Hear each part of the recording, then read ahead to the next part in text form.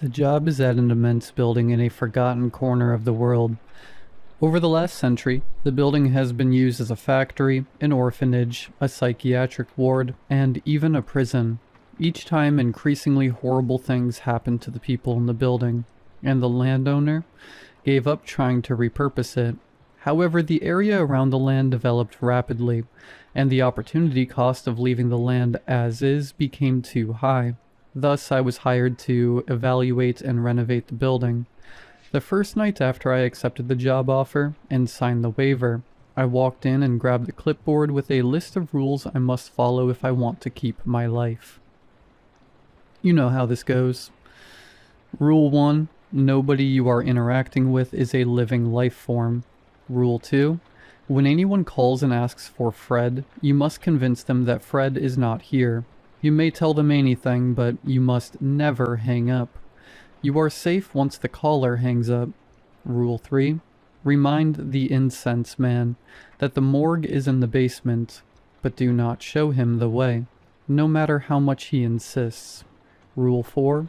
If you hear a music box start to play, you must locate and close the box before the song ends. Rule 5. If a window opened by itself, toss salt out the window and wait until the hands release before closing it. Then move the wheelchair back to its original spot. Rule 6. When you see them, direct the twins to the experimentation room and tell them the doctor knows best. Smile back.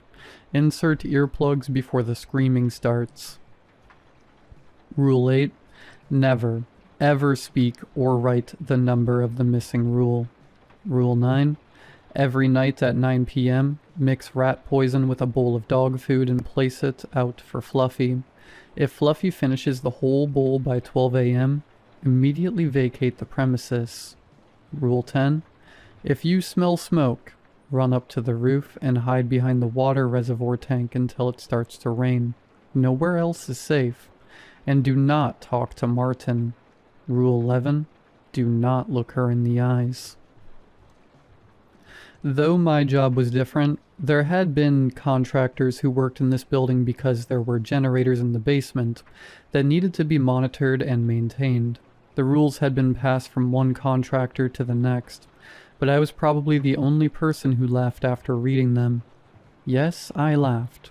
Rules, after all, are made by people who know almost nothing, for people who know even less. Let's say you got this job instead of me. You pocket the sweet advance, and you take in the rules. Every time the phone rings, you rack your brain for the most convincing lies of where Fred could be. He's on leave, he's with a client, he's in Timbuktu with his mistress, and sometimes you even yell until the caller hangs up. But will you ask why that's supposed to protect you? I can tell you. In the early 1930s, Fred was a sensation. He'd spearheaded an innovation that made the factory situated right here generate immense amounts of money and gave hundreds of women jobs. His products were simply divine, like they came from the next era. Everyone wanted at least one of his fancy watches with self-luminous paint. When women began falling dead with radiation poisoning, everyone also wanted answers. Must I remind you that Fred is no longer alive?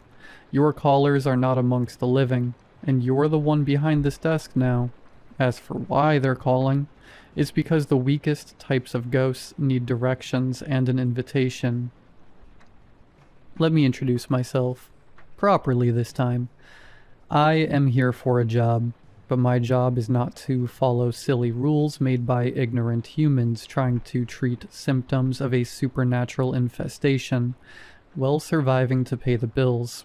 My job is to cleanse the factory and exorcise all the ghosts so my boss can use this land again. Evaluate and renovate, as I said.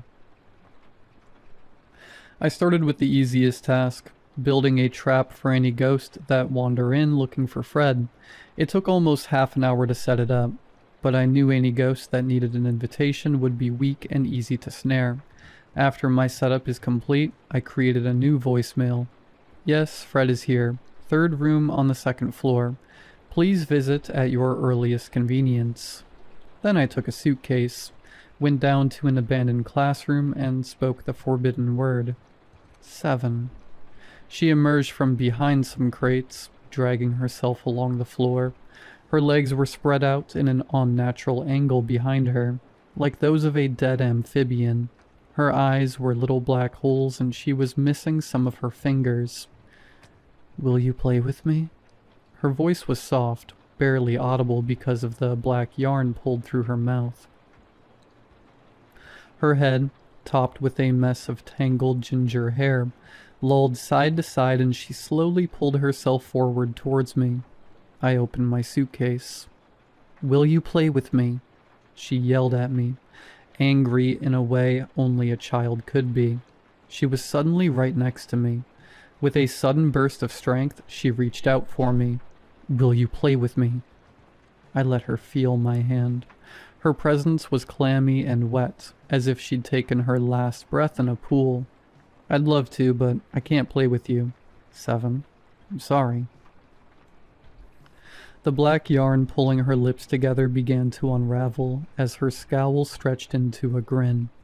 Before her mouth deformed into something terrible, I added, "He can, though." 7 pulled her hand back.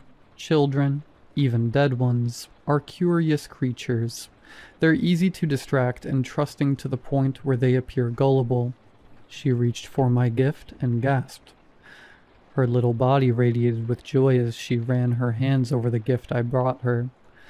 Light returned to the little black holes that formed her eyes, and she giggled with happiness. I smiled as she read the name on the collar. She hugged her gift. I leaned down. "Would you like to leave with Biscuit so he can play with you forever?" Biscuit was a beloved pet whose body still radiated with spiritual warmth. His owner took him to be cremated, but could not resist handing him over when I offered to pass down words from her dead grandmother in exchange.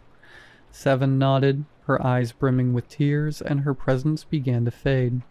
"You are so nice. Nobody has ever played with me. Nobody has ever been nice to me before." But this is not a tale of how I easily broke all the rules of the building and emerged unscathed. I knew by the time I went down the same flight of stairs 20 times that the last spirit in the building was a powerful one. She was powerful enough to manipulate the world of the living without any invitation. Powerful enough to stay and haunt this ground for centuries. Powerful enough to kill and trap the hundreds here. For once in my life, I felt compelled to follow a rule. Rule 11. Do not look her in the eyes. But I can't. I can't not look her in the eyes because my vision for dead things does not work the same way your eyesight does. Even though my eyelids were firmly screwed over my eyes, I was looking directly in her eyes. Cold washed over me and I knew she was testing me. How easily could she manipulate my body to shiver? She couldn't. A spirit cannot take from an unwilling human because the rules of life are stronger than the rules of death. But a spirit could manipulate you to give the advantage up. The strongest spirits often knew how to manipulate you until you thought that dying was the best choice you could ever make in your life. She murmured, "Your life is not yours to take," I declared. "You are living on borrowed time," she whispered. "I know what you did that summer." She whispered threats, an auditory invasion of shrieks and wails. Nails dug into the side of my face as she spat out my darkest secrets and laughed at all my insecurities. She'd been here long before I was even born. She'd taken many men and women who were far stronger than me. She reminded me that I'd caused the death of everyone I loved. She reminded me I was destined to suffer alone until I passed my curse on to a willing prodigy. Calmly, I told her, "We know where your body is." The most powerful spirits usually derive their power from where their body had been buried. I cannot explain the rules, but if I moved her body or manipulated the environment of her body, she could find herself trapped in torment forever. She could not take anything from me unless I gave permission, but I could feel her longing. Her existence, even now, tormented her. She wanted to be freed, but she did not want to give up. Whatever happened in her life, she died with so much rage, sorrow, and regret that she was able to sustain her existence for centuries. She was the true source of all the horrible happenings of the building, starting when the land was merely a burial ground. "I have an eternity," she said, because I'd already entered her trap. She could keep me trapped in the never-ending stairwell while preventing me from manipulating her body. My mortal body will perish. "Do you?" I smiled. "Are you sure about that?"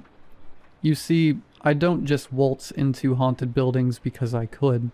I knew dozens of ways to repel ghosts, to reach into the spirit world and tear them apart. I chanted one of the most powerful spells I know. The coldness receded, her presence became less overpowering. Then, one by one, my fingernails popped off. I silenced myself. Her presence sharpened again. A spirit typically cannot take from or harm an unwilling medium, but when I started my chant, I'd willingly established a connection with her. In my decades of dancing with the supernatural, I'd never met a spirit strong enough to resist an exorcism and attack me at the same time. I'd seen plenty of attacks on humans who unwittingly gave permission. There were endless ways you could invite the cursed energy in, but I was trained to resist. Glancing at my bloody fingers, I straightened my shoulder, took a seat on the floor and said, "An eternity, you say? So, how was your day?"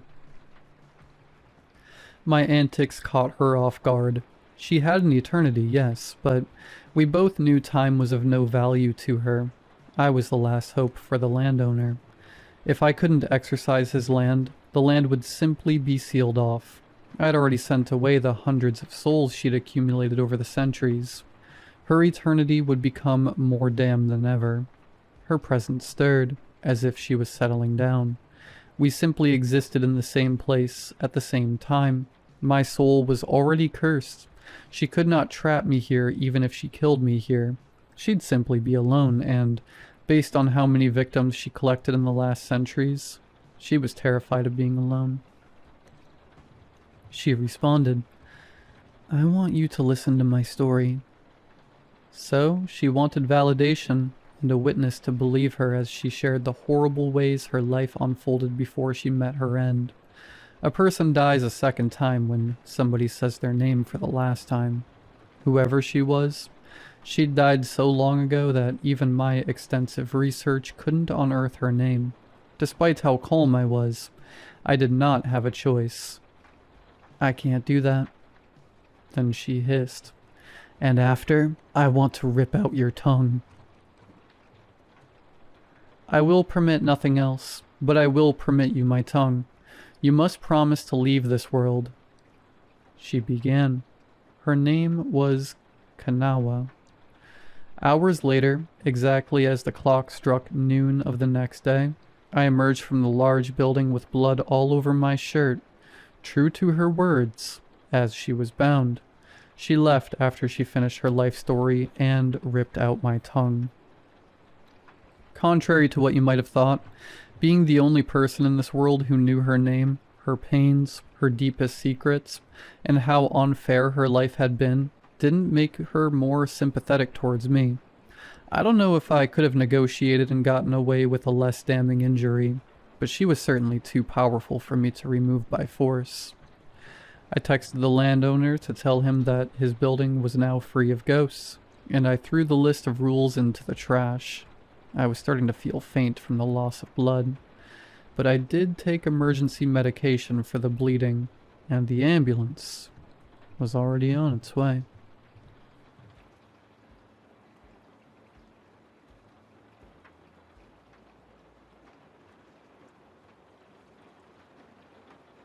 My husband has always talked in his sleep. Nothing creepy at first, just random, half-formed sentences. Stuff about work, grocery lists.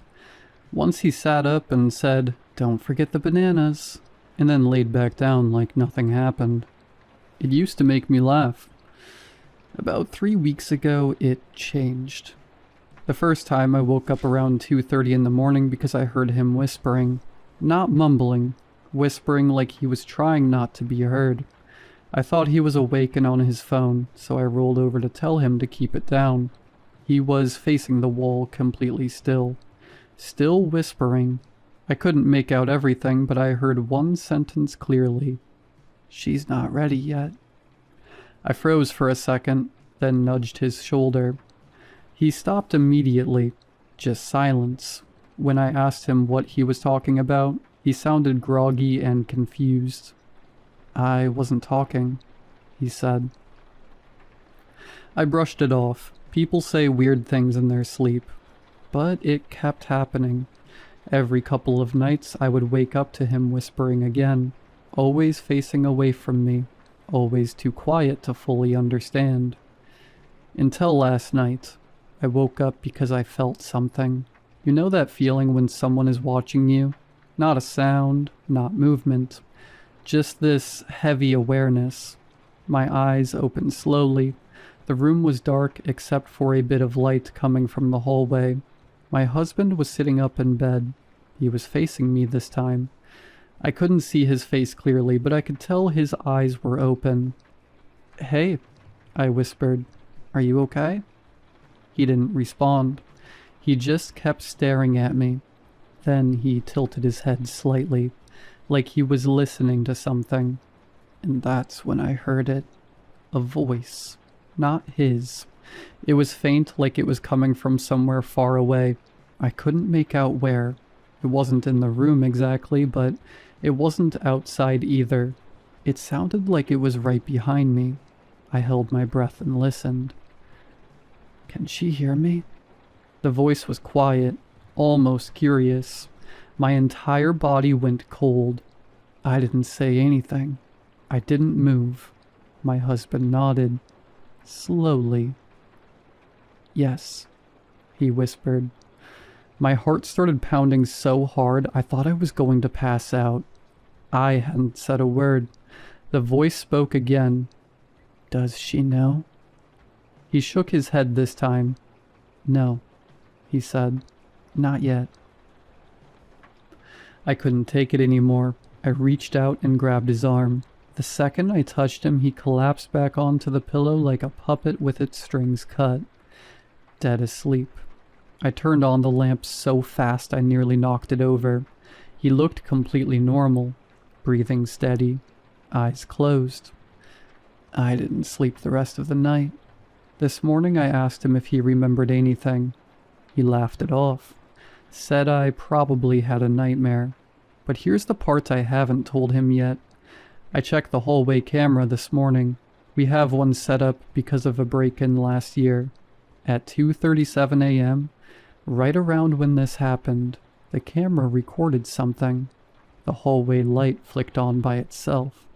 And then for about 10 seconds, the audio picked up whispering. It wasn't my husband. It wasn't me.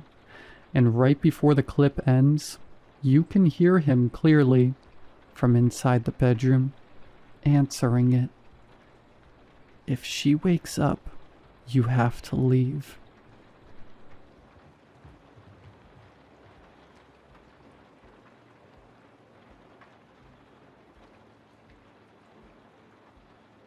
When I moved back in with my mother after her hip surgery, I expected a lot of things. I expected the smell of antiseptic. I expected pill bottles all over the kitchen counter.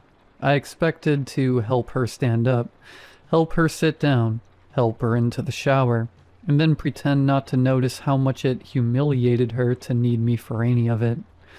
I expected old age to make the house smaller. I didn't expect it to make the house hungry. The first thing I found under her bed was a peach skin. Not a peel, not a pit, just the skin, turned inside out and sucked so clean it looked almost white. I was changing her sheets when I saw it near the wall, flattened in the shadow cast by the bed frame. At first I thought it was tissue paper. Then I crouched, picked it up, and realized what I was holding. "Mom?" I said. "Why is this under your bed?" She was in the chair by the window, a blanket over her knees. looking through one of those mail order catalogs she never bought from. She didn't even turn her head. Throw it out. That was it. No embarrassment, no confusion, no attempt to explain it. Just throw it out. Something about that bothered me more than the peach skin itself. I wish I could tell you I knew, right then, that I was in the wrong kind of story, but people normalize disgusting things for a long time before they call them frightening, especially in family. So I threw it out. The next morning I found a used bandage behind her radiator with bite marks in it. That was the first thing that made my stomach really turn. The dressing had come off her hip incision the day before. I knew that because I had changed it myself. Her surgery scar ran along the outside of her thigh. Red, puckered, angry looking, held shut by a row of metal staples that made me queasy if I stared too long. I had wrapped the old gauze in tissue and put it in the bathroom trash. And now there it was, behind the radiator, unwrapped, damp in the center. One corner compressed with blunt little half-moon marks where something had bitten down and pulled. I stood there too long with it in my hand. "Mom?" I said louder this time. "What the hell is this doing in here?" She looked at it, then at me, and I saw something on her face that I misunderstood for another week. Not confusion, not dementia, shame. "I don't know," she said. "This came off your leg, so throw it out." There it was again. That phrase. Not "let me see," not "that's strange," not "how did it get there," just get rid of it. By then I had only been back in the house 10 days. 10 days of helping her to the bathroom, measuring pills into little plastic cups, washing her hair in the sink because she couldn't stand long enough for a real shower yet. 10 days of hearing her thank me in clipped little bursts like gratitude itself was beneath her. 10 days of sleeping in my old room upstairs and remembering why I had left that house so fast at 18, and then never stayed longer than Christmas after that. My mother has always been a proud woman, but not in the attractive way people romanticize. Not stoic, not dignified.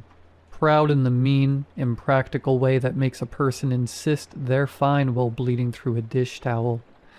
So at first I told myself that was all this was. Painkillers, age, embarrassment. Maybe she was hiding food and forgetting it, except the things I kept finding weren't random. They were all soft.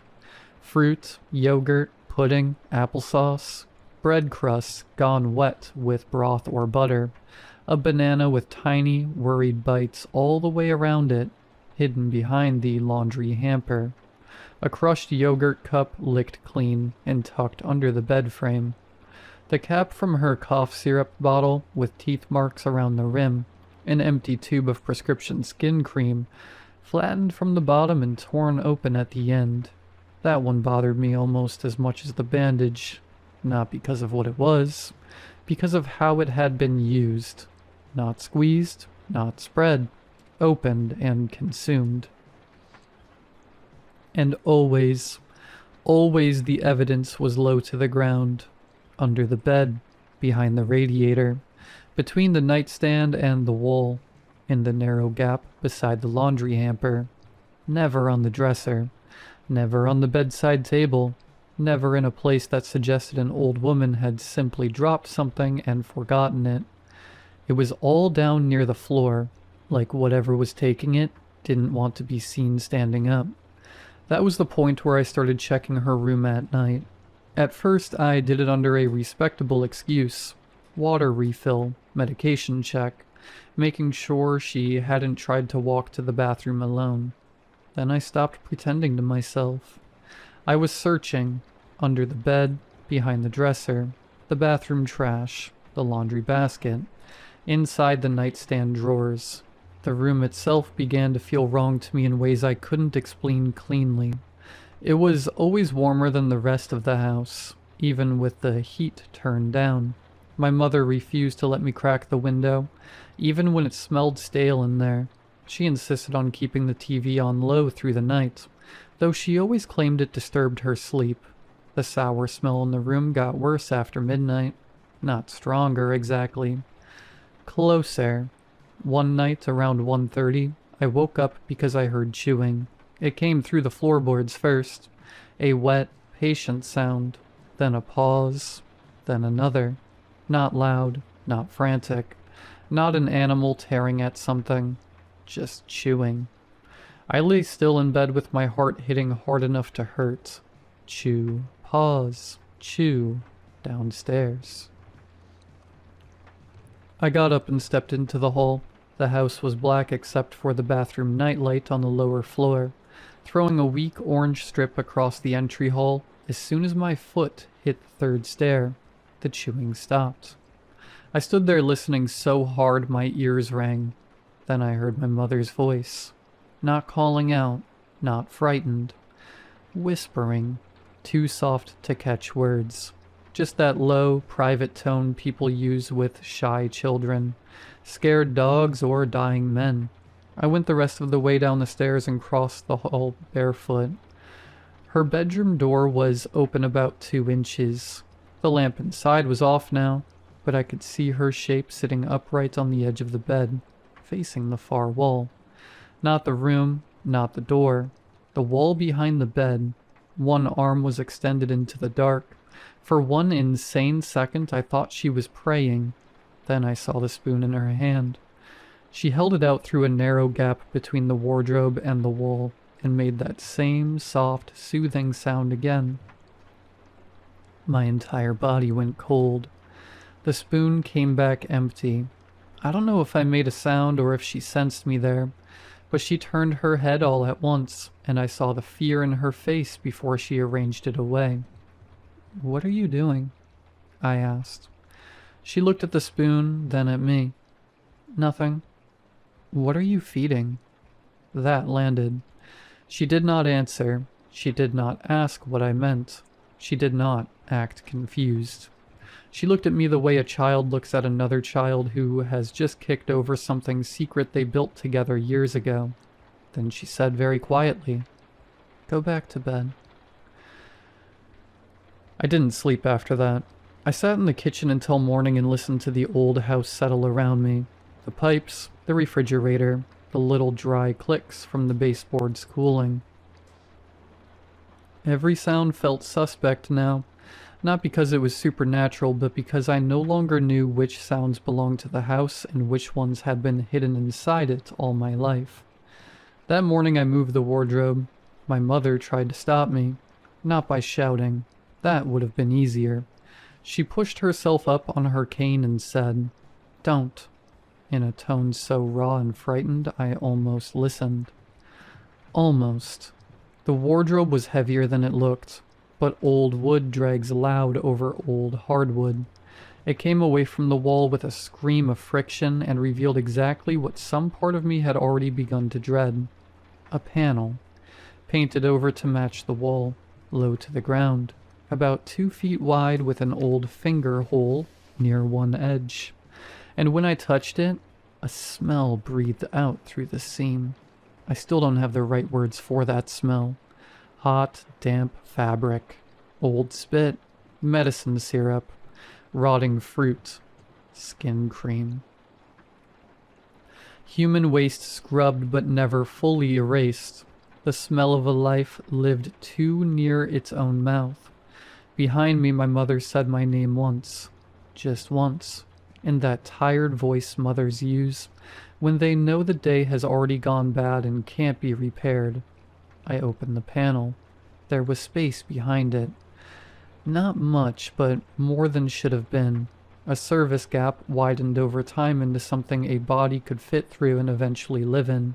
Blankets, bowls, a flashlight, pill bottles, fruit pits, old magazines, a bucket, a heap of washcloths, a child's plastic plate, a spoon, another spoon, my mother's missing skin cream.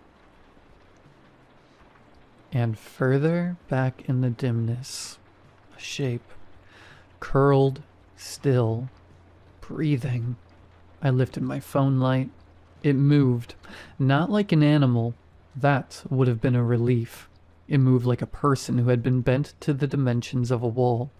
One hand came first, palm down on the plywood, fingers splayed too carefully, then a shoulder, then a head tilting into the light. I saw the hands before I saw the face properly, and that made it worse. They were hands, chapped, narrow, bitten at the nails. One wrist healed crooked years ago and left that way. Not claws, not paws, not anything I could exile into another species. When the face lifted, what hit me wasn't monstrosity, it was intimacy.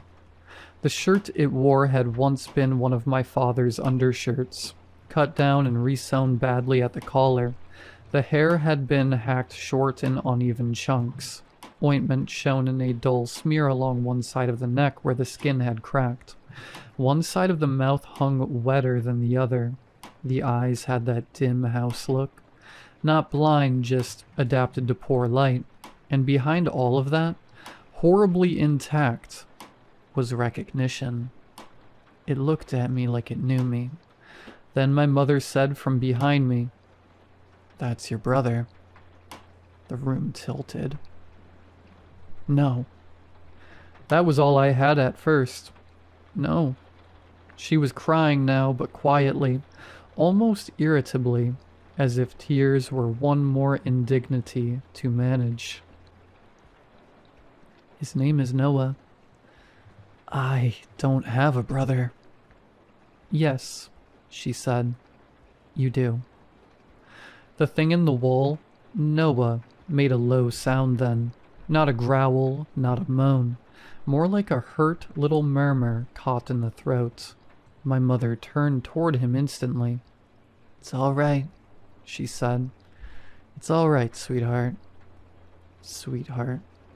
That did more damage than the wall did, because a hidden thing in a crawlspace can still be filed under horror if you push hard enough. A mother soothing it with love pushes it somewhere worse. "What is he?" I said. Her face changed, not because she didn't understand the question, because she hated that I had asked it that way. "He's your brother." "What is he doing in the wall?" This time she closed her eyes before answering. "Your father wouldn't let them take him." That was the first clean shape of the truth. Not the whole truth, just enough of it to kill off every easier possibility. My father had been the kind of man who believed privacy could solve any shame if you enforced it hard enough. He kept ugly things behind closed doors, broken furniture in the basement, money problems in his desk drawer, tears in bedrooms, questions in children. I had never once imagined that his idea of privacy extended to a human being, but once the possibility existed, memory started moving. Not full scenes, fragments. His rule about scraping plates clean and taking food trash outside every night. His fury if I knocked on my mother's bedroom door after 10. The utility cabinet nailed shut when I was 8 because the pipes shifted. The reason my bedroom door always had to stay open at night. The sounds in the wall explained away his mice, old plumbing, raccoons under the eaves. "You knew enough when you were little," my mother said. I stared at her. "What does that mean?" "You used to leave him food." The room got very small. "No." "You did." "For what?" She looked at the opening.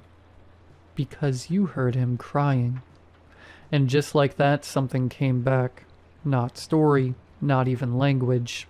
Just a child's gesture. A paper towel folded around sandwich crusts. My hand sliding it across the kitchen floor toward the laundry door. A pause. A wet little sound from the other side. Then running away before I had to think about what I had done. I put one hand on the wall to steady myself. Noah was still watching me from the dark. Not with hunger. Not with aggression. with a kind of fearful expectation I still don't have a clean word for. "How long?" I asked. My mother gave the answer after less than a second. "Your whole life."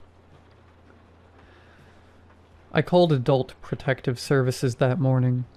Then I called the sheriff's office. I wish I could make that part dramatic, but horror rarely becomes less degrading when other people arrive. It just gets fluorescent. A deputy, a county social worker, an EMT, then more people after they saw the wall. Noah did not come out easily. He recoiled from strangers and made those same low, broken sounds every time they came too close. He bit one medic hard enough to send blood down the man's wrist. My mother screamed then, really screamed, tried to stand, nearly fell. The social worker kept saying her name over and over in that careful, professional voice that means I am trying very hard not to make this uglier in front of me than it already is. And through all of it, Noah kept looking for her. That was the worst part. Not the smell, not the wall, not the years of bowls and bandages and damp little hidden scavenged things. The worst part was that he kept looking for her, not because she had hidden him, because she was still his mother. When they finally got him onto a stretcher and wheeled him out through the hall, he turned his head and found me immediately. And with a voice so ruined it barely counted as one, he said my name. Not Evan, the little nickname only my family used when I was a kid. That was when I understood the last part I'd been trying not to understand. He didn't just know me now. He had known me then. My mother never forgave me. Before they moved her to a rehab facility, she said exactly one thing that still wakes me up at some nights. Don't make him feel unwanted again. Again. That word did more damage than anything else.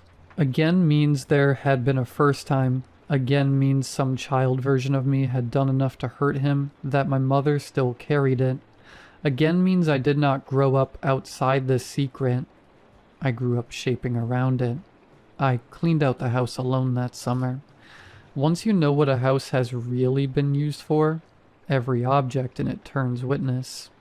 The extra canned peaches in the pantry, the duplicate ointment purchases in old pharmacy bags, the baby monitor with tape over the speaker light, the cut-down undershirts in my mother's bottom drawer, the washcloths hidden behind the water heater, the scratch marks on the inside of the wall panel, the stack of children's books in the crawl space with the corners chewed off, and in a shoebox behind my mother's winter clothes. One Polaroid. 2 boys on a kitchen floor. Me, maybe 7. The other one smaller, thinner, turned toward me. Not a creature, not a shame, just a child. My brother. I sold the house in August. That sounds cleaner than it felt. On paper, the hidden wall space had been reported, opened, documented, sanitized, and sealed. The county had done what counties do. Correct the structure, filed the forms, converted horror into compliance. Paper means nothing. I moved back into my apartment and tried to resume my life. For a while, I almost believed I had. Then one Sunday, I bought peaches. I set 4 of them in a bowl on the kitchen counter, took a shower, and came back to find 3. I stood there dripping onto the tile, staring at the bowl. Maybe I had miscounted. Maybe one had rolled. Maybe I was already worse than I thought. Then I heard the sound from the hall closet. My water heater is in there. Old building. Pipes click and knock sometimes. That wasn't it. It was soft, wet, chewing. I did not move. I stood there barefoot and half-dressed, staring at the low-veered closet door, while the sound went on for maybe 5 seconds. Maybe 20. Long enough for my entire body to understand it before my mind did. Then it stopped. A second later, Something tapped once against the inside of the door. Not scratching, not banging, just one careful tap, like it knew I was there and didn't want to startle me. And then from behind the slats, I heard a voice try my childhood nickname again. Not cleanly, not fully, but close enough. Close enough that my knees nearly folded. I don't buy peaches anymore. I don't leave food in the sink overnight. I don't shut my bedroom door all the way. And every few nights, no matter how much I tell myself I'm imagining it, I still wake up listening for the sound of somebody chewing in the walls of a place I thought was finally mine. The worst part is not that I hear it sometimes. The worst part is that part of me still listens for whether it sounds hungry.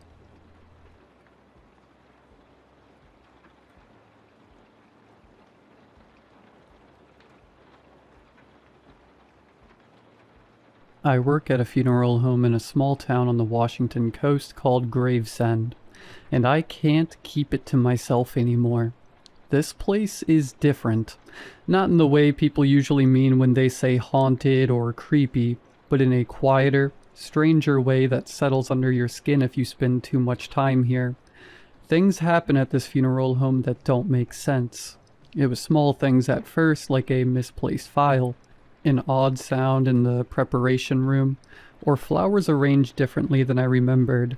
Then there's the bigger things that make me question whether the dead are actually staying where we put them. I've started writing these stories down. Maybe it's to keep track before I forget, or maybe it's to prove that I'm not imagining it at all. If you haven't heard of Gravesend, that's normal. Most people haven't. The town sits on a thin stretch of land between the ocean and the ocean cliffside where the highway eventually runs out and turns to gravel. If you keep driving past that point long enough, the road narrows, the fog gets thicker, and eventually you are here whether you meant to be or not. The funeral home sits at the very edge of town, which is fitting, I guess. Most people only end up there once. People imagine funeral homes are unsettling places, but the truth is they're usually very calm. The dead don't cause problems. The living do that well enough on their own. I started working here just 3 years ago after moving back to my hometown, and sometimes I think about my old roommate, Elsie, back in my college dorm building, daring me to see what was behind locked doors and forgotten rooms. I laugh now because the only doors I open are to preparation rooms and mausoleum crypts. And the things I find are far stranger than anything she could have imagined. My boss, Martin, has owned the place for decades, and mostly lets me handle the day-to-day stuff like the paperwork and preparation room, and whatever other odd jobs need doing when families aren't around. It's quiet, predictable work, save for the few odd things here and there. A fog rolled in early that afternoon. The kind that drifts all the way up the cliffside from the water and settles over the town until the streets look like they're fading into nothing about 50 yards ahead of you. By sunset, the whole place felt muted and gray, like the world had been wrapped in cotton. The body arrived just after sunset, a man in his late 50s who died in the hospital about 20 miles inland. The hearse pulled in just after 7. I stepped outside to help unload the body bag. The damp air carrying that familiar smell of salt and wet leaves from the forest behind the building. The driver handed me the paperwork while we wheeled the stretcher inside, through the preparation room doors. Heart attack, according to the paperwork. That part wasn't unusual. What was unusual was the name because I recognized it immediately. The pen stopped moving in my hand. You see, Gravesend is a small enough town that you eventually learn most of the names that come through the doors, and some of them stick with you longer than others, especially when you're the one who helped bury them. The man's name was Daniel Crow, and just last year I stood beside the grave when Daniel was lowered into the ground. I remember it clearly because it was my first funeral that I had a small hand in arranging, and it rained the entire time. Cold, steady rain, that soaked through my coat while the priest rushed through the service and the family huddled under umbrellas that kept turning inside out with the wind. I remember the coffin with its dark wood and brass handles, heavy enough that the pallbearers nearly slipped on the wet grass. And I remember standing beside Martin, watching the lid disappear beneath the edge of the grave. So when I saw the name on the paperwork, my first instinct was that there had to be some kind of mistake. Gravesend isn't large, but coincidences aren't impossible. Most of the time when a family name appears on a death certificate, it belongs to someone you've seen around town for years. A neighbor, a former teacher, the owner of the grocery store you've been shopping at since childhood. But the odds of two men with the same name, the exact same birth date, and the exact same hometown both ending up on our preparation table seemed unlikely enough that my stomach began to tighten almost immediately. Still, paperwork gets mixed up. Hospitals make clerical errors. It wouldn't have been the strangest administrative mistake I'd ever seen. I stood there for a while looking at him. He looked ordinary, pale, still, and a little thinner than I remembered. Maybe. But time does that. Eventually I went upstairs to check our files. We keep physical records going back almost 50 years in a narrow room behind the chapel. It took me about 10 minutes of sifting through the dusty binders and yellowing paperwork to find it. Crow Daniel. A year ago, buried at Northbriar Cemetery, plot C14. Everything was in order: his death certificate, service documentation, burial permit. I carried the folder downstairs to Martin, and he read through it slowly while I stood beside him, trying not to let my hands tremble. He glanced up at the body on the preparation table and finally said in his usual calm, measured voice, "I thought he looked familiar." "You remember him?" I asked. "That was the rainy service," he replied. I swallowed hard. I checked the records. He was buried in Section C last year. Martin rubbed his forehead. "Maybe the family moved him." I offered, hoping for the mundane explanation to be true. "No request ever came through here," he said. We went through with the viewing as scheduled. The family didn't seem to notice anything out of the ordinary, though I caught myself glancing at the urns and caskets as if one might suddenly vanish before my eyes. And when the burial came, the rain had started again, heavy and gray. The grave chosen for Daniel Crow lay in Section C, and I instinctively knew where his original grave was, only 20 feet away. My heart thudded as we approached, the fresh soil dark against the green grass. The headstone from a year ago stood silently, granite slick with water, and the engraving was exactly as I remembered. Daniel Crow. I tried not to focus on it, on the fact that it looked untouched, exactly as it had been when we first buried him. The pallbearers lowered the coffin into the new grave while the priest murmured the short service, and I felt an irrational sense of wrongness settle over me, like watching a duplicate layer of reality overlap the one I had accepted. After the family left, when the fog had thickened and the cemetery gates had closed, Martin suggested we check the original grave. I followed him through the mist, the path barely visible, the trees looming overhead. Digging was slow work, the soil soft but tangled with roots and stones. My fingers ached, but worse was the creeping sense that the night was watching, that some quiet awareness in the town itself had noticed our intrusion. When the coffin surfaced, I saw what I had feared. Empty. No body, no clothes, no bones. Only a thin layer of soil that had fallen through the seams, disturbed by nothing we had done. The faint scent of earth and decay, and the sound of rain on the trees filled the silence around us. Martin leaned on his shovel and let the lid fall back into place. Neither of us spoke for a long time. Finally, he looked toward the freshly dug-up grave, then to the fresh grave from earlier in the day and mumbled, "Well, I suppose we'll find out soon enough." I shivered, wet and cold. thinking not just about the body but of everything I'd come to notice about Gravesend in the years since returning. The fog that settles over town and seems to hide more than just the ocean of the cliffside. The quiet insistence of the town that some things remained undisturbed. The subtle way residents always seem to know more than they say. "Find out what?" I asked. Martin's gaze lingered on the new grave. "Whether he plans on staying put this time," he said.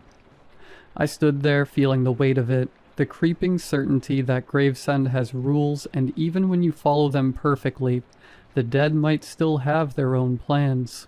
And I thought back briefly of Elsie at my old college apartment, and how she used to dare me to explore abandoned places with her. Somehow, being here in the fog, surrounded by graves, I realized Gravesend itself was the kind of place even she wouldn't have dared to enter. I don't know what's happening here, or why some of the dead don't stay buried, but I do know that I can't ignore it anymore. Every day the funeral home brings something new, something that doesn't fit with what we understand about death and burial. I'm just trying to make sense of what's happening here in Gravesend, and maybe writing it down will keep me safe, or at least sane. Either way, I'll keep writing down my stories and sharing the strange things that happen behind the doors of this funeral home, at the edge of the world.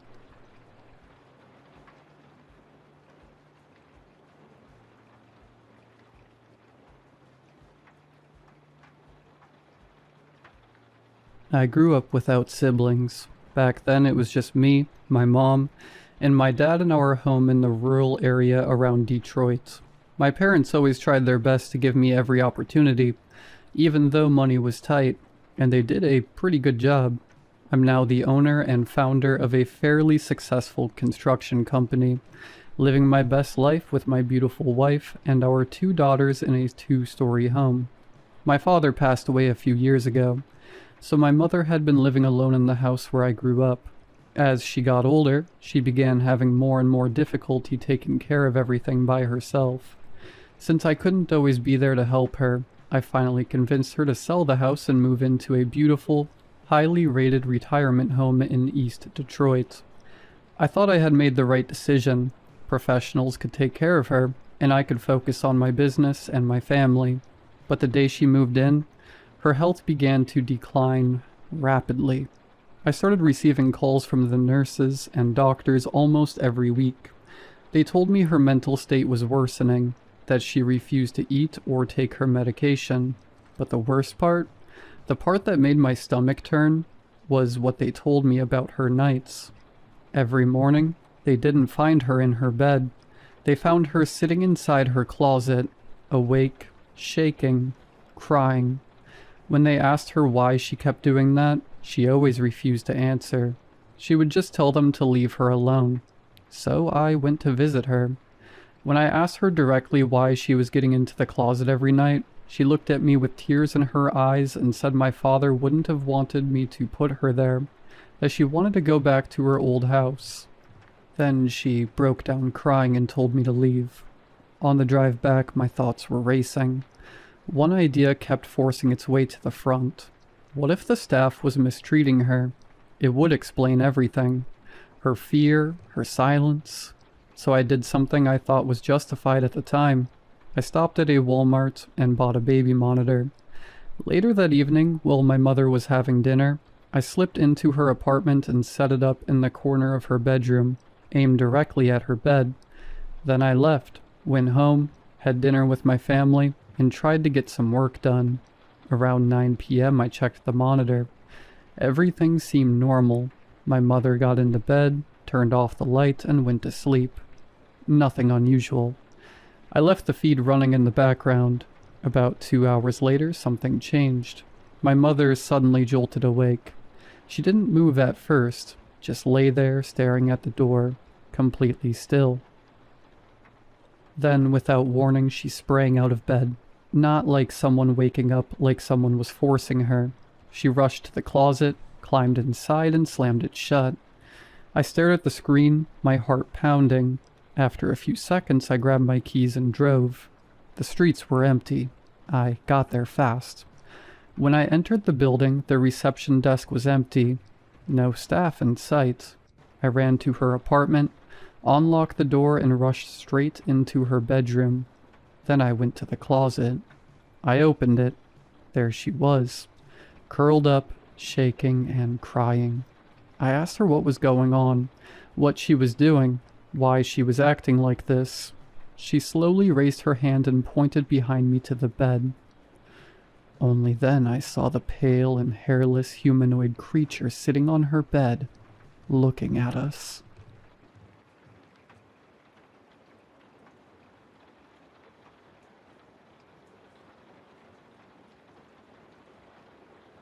I didn't plan on becoming a diver. Not really. It was one of those things you fall into because the thing you actually wanted doesn't fall back, no matter how long you wait for it. I kept thinking something would open up eventually, something closer to what I studied, but nothing ever did. I wanted to cook, a real kitchen, the kind where everything is loud and hot and fast, where people shout your name like it matters. I studied for it, finished the course, even got good enough that my instructors told me I had a chance if I stuck with it, but chance doesn't pay rent. And restaurants don't hire people who don't already know what they're doing. Every place I applied to wanted experience. Experience needed a job needed experience. It loops like that until you either get lucky or give up. Bills don't wait for either. So I took what I could get, something steady, something that didn't ask too many questions. It wasn't what I imagined doing with my life, but it paid enough and it came with training, and what I got was underwater maintenance. I'm telling you, it's not that bad. That's what Rico said my first week. We were sitting on the edge of the dock with our legs hanging over water that looked darker than it should have been, even in daylight. It smelled like rust and fuel, like something that never really washed away no matter how often the tide came in. "You just clean?" I asked. "Yeah. That's it?" "That's it." He said it like it was obvious, like I was overthinking something simple. I looked down at the water again, watching the way it barely moved. Just small ripples tapping against the wood. "Under there?" I said. Rico shrugged. "Where else are the barnacles gonna be?" The job sounds simple when people explain it. Hull cleaning. That's the official term. You scrape off barnacles, algae, and whatever else decides a ship is a good place to stay. It keeps the vessel moving efficiently, reduces drag, saves fuel, all that technical stuff that matters to people who never have to actually go down there. But no one tells you what it feels like to be under something that big. The first time I went down, I genuinely thought the ship was going to fall on me. I know that doesn't make sense. It's buoyant. It's supported by the water, by physics that doesn't suddenly stop working because you're underneath it. But none of that matters when you're there, looking up at something that stretches farther than your light can reach. It doesn't feel like it's floating. It feels like it's hanging. And the longer you stay under it, the more it starts to feel like it's just waiting. "You'll get used to it," Rico said through the comms during that first dive. "I'm not used to it," I said. "You're alive, right?" "Yeah." "Then you're getting used to it." The early jobs were easy. Dock work mostly. Shallow water, murky but manageable, with enough light filtering through that you never felt completely cut off. You always had a line, always had a clear path back up, always knew where you were. You scrape, you move, you come back up. Routine. Routine matters more than people think in this kind of work. When everything around you is dark and unfamiliar, it's the only thing that keeps your head from drifting somewhere it shouldn't. You hold on to it because it's the only part that still feels normal. It keeps you grounded when nothing else does. About 3 months in, I got my first open water assignment. It was a cargo ship, big enough that it didn't make sense to bring it into port just for cleaning. It stayed anchored offshore, far enough that the water changed color before you even reached it. "Why not just dock it?" I asked. Rico laughed. You know how much that costs? No. Exactly. The captain's name was Alvarez. He didn't look like a captain, not in the way you expect.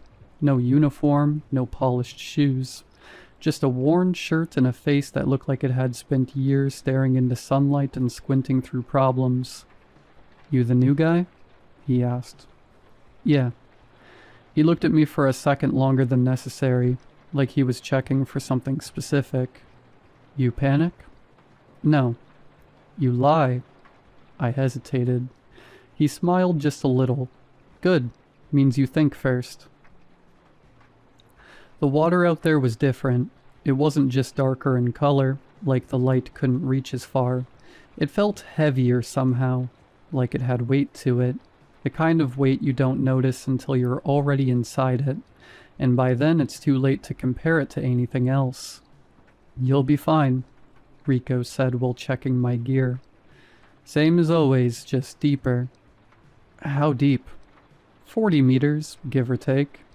That's not same as always. He tightened one of the straps and tapped the tank. Relax, you've trained for worse. Training's not real, I said. Neither is panic, he replied, until you make it real. The first descent felt normal enough. Cold hit first, then pressure, then that narrowing of vision as your world shrinks down to whatever your light touches. I kept my breathing steady. In, out, in, out. Comms check, Alvarez said. Loud and clear. You reached the hull yet? Almost. The ship didn't appear all at once. It never does. It starts as a shape, then a shadow, then something that blocks out the little light you had left. Then suddenly it's just there.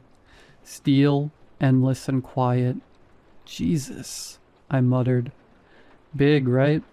Rico said. Doesn't feel real.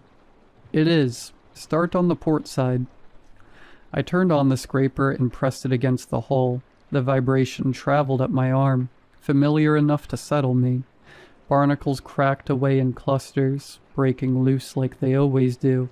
That part felt normal. Time passes differently when you're down there. You don't have much to measure it by. No real sense of change beyond your own breathing, and the steady rhythm of your work. After a while it stops feeling like time at all, and starts feeling like you've just been there longer than you should be.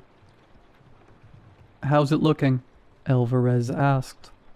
Standard build-up, I said. Nothing unusual. There was nothing unusual about it. At least, that's what I told them when they asked, and what I told myself while I kept working. It stayed that way long enough for me to believe it. Then I saw the first patch. Small, clean, too clean. Did someone start this already? I asked. No, Rico said. You're first down there. I ran my glove over it. It wasn't scraped. It didn't have the roughness you expect from metal that's been cleaned. It felt worn. It's probably current, Rico said. Water hits certain angles harder. It made sense. The explanation fit cleanly, like something I could hold on to if I didn't think too hard about it, but it didn't feel right when I was actually there touching it. I moved on anyway. That's the thing about this job. You learn to ignore what doesn't fit as long as it doesn't stop you from working. Then I heard something. Not loud, not clear, just enough to notice. Did you hear that? I asked. Hear what? I listened again. Nothing. Don't chase sounds, Alvarez said. So I didn't. But I started noticing more. The barnacles weren't random anymore. Some of them formed lines, loose patterns that didn't feel accidental. The clean patches appeared more often, spaced out like gaps between something I couldn't quite see. It didn't feel empty down there. I've been in dark water before, and there's a difference between empty space and something that just looks empty.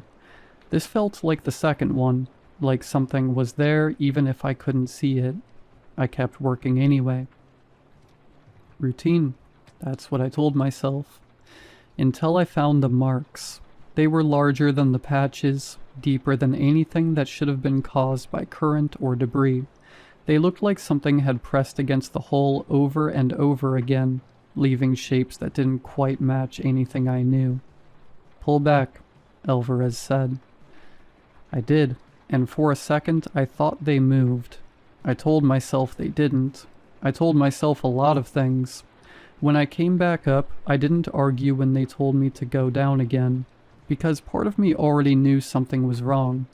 The second dive is worse. You don't have curiosity anymore, just awareness. You know what you saw, and you know you're going back to it. I dropped again. Cold, pressure, dark. The hole came back into view and so did the patches. "Do the section you skipped," Alvarez said. I didn't want to, but I did. The scraper didn't catch on it. It slid like there was nothing there to move. Then something tapped from the other side. Not loud, not aggressive, just there. I froze. "That's not possible," Alvarez said. But it happened again. I touched the surface again, but this time it didn't feel like metal. It felt like something in between. I told myself it was residue. I told myself it was anything else. Then I found the part that was peeling. Layers lifting like something underneath was pushing outward. I touched it. It bent too easily. And underneath, there wasn't just darkness. There was depth. I leaned closer and for a moment something inside shifted. I didn't understand what I saw. I don't think I was meant to. "There's something in there," I said. "Come back up," Alvarez replied immediately. This time I didn't hesitate. I turned and grabbed the line. Halfway up it went tight. Not tangled, not caught. Held. I didn't move after that, not because I was told to, but because something in me just locked up completely. It felt like moving would mean acknowledging something I wasn't ready to understand yet. "Cut the line," I said. They argued. Then they didn't. The tension vanished and I went up fast. Too fast. Something followed. It didn't rush or panic. It didn't move like it needed to catch me. It just stayed behind me at the same distance, like it already knew I wasn't getting away. I didn't look back on the way up. Every part of me wanted to, just to confirm what I already felt was there. But I knew that would make it worse. Some things are easier to deal with when you don't give them a shape.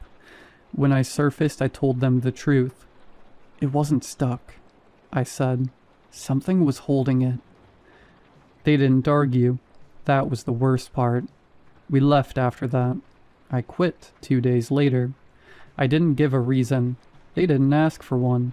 It should have ended there. It didn't.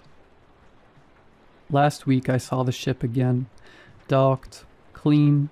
Too clean. I walked closer before I realized I was doing it. Something about it pulled me in like unfinished business I didn't want but couldn't ignore. I looked over the edge. The patches were still there. More of them now. Spaced out. Deliberate, like gaps, or space. And as I stared, one of them shifted slightly. Just enough to notice. Just enough to understand. I left immediately. I haven't gone near open water since. But sometimes at night, when everything is quiet, I still hear it. Not tapping, not knocking. Just there. At the edge of hearing. Like it's still holding on to something. A thought that the ocean is not empty as it seems.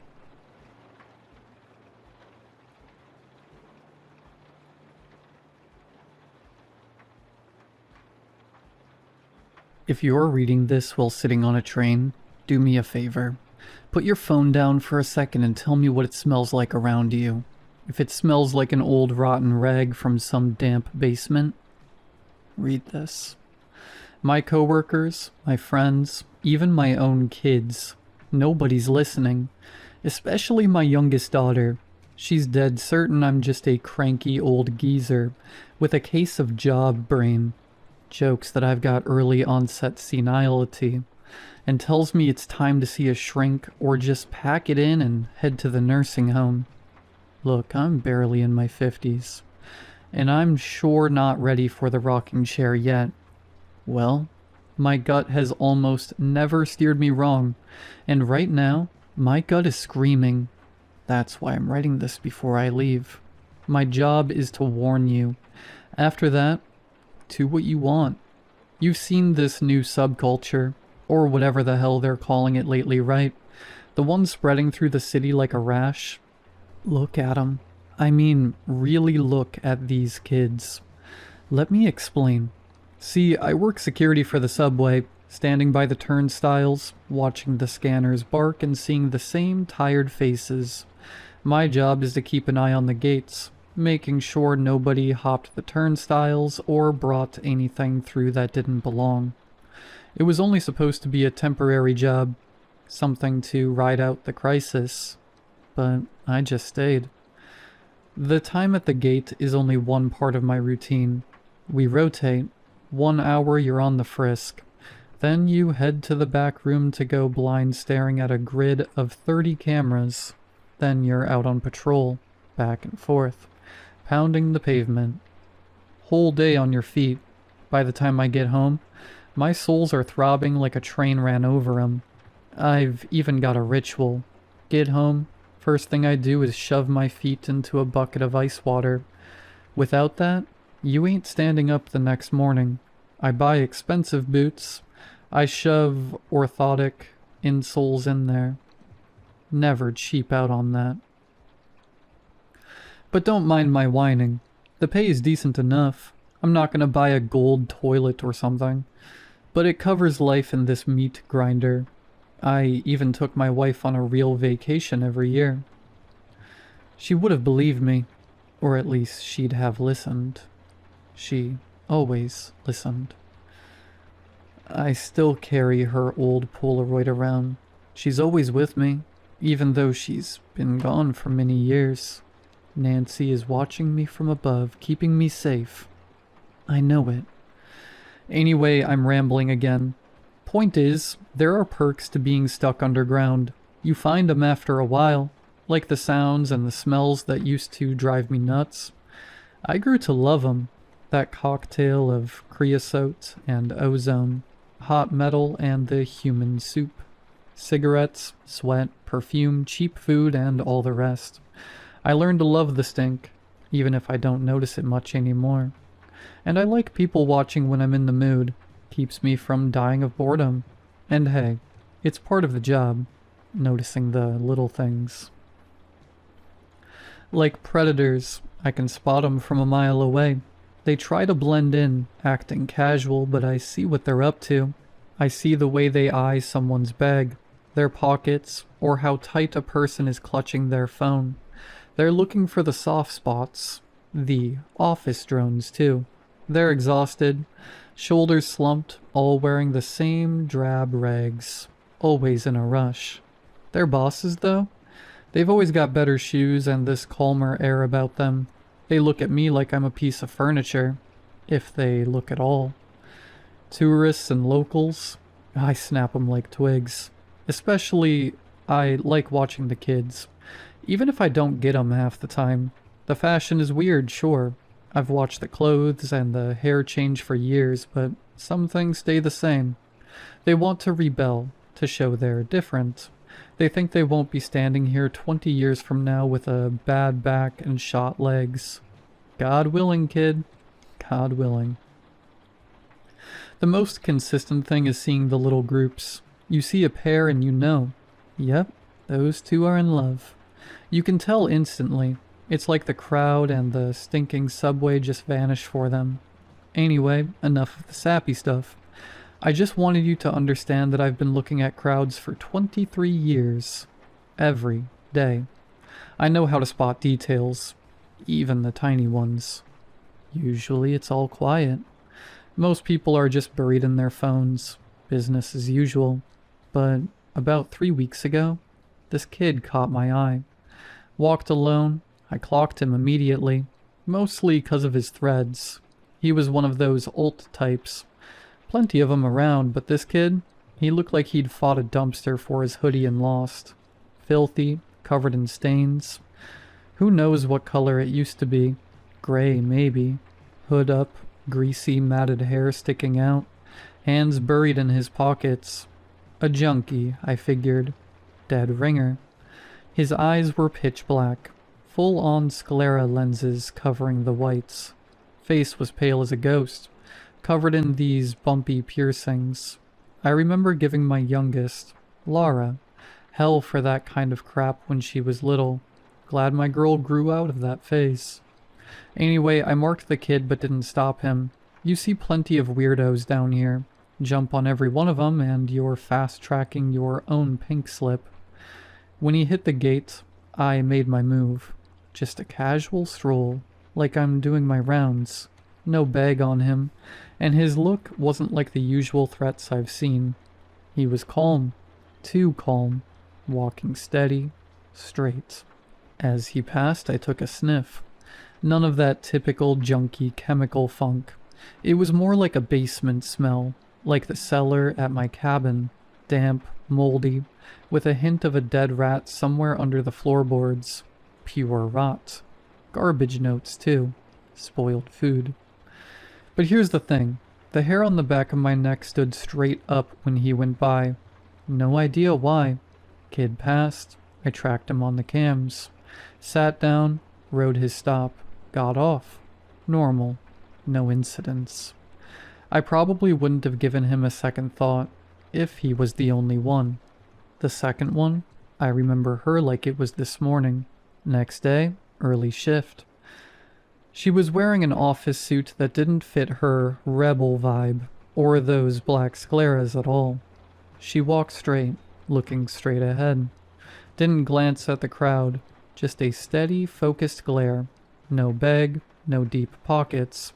On her white blouse, there was this weird yellowish stain, like someone had puked a long time ago and tried to wipe it off. She was clutching a wilted rose with both hands. Her nails were incredibly long, probably manicured, grayish black. And that same trail followed her. I thought right then, are she and that kid hanging out in the same stinking basement? They were too similar to be a coincidence. And get this. When she was close, I started breaking down her perfume in my head. Rot, trash, dampness. And then that one note. My son has this stinking bizarre cologne. He calls it niche. Says I wouldn't understand.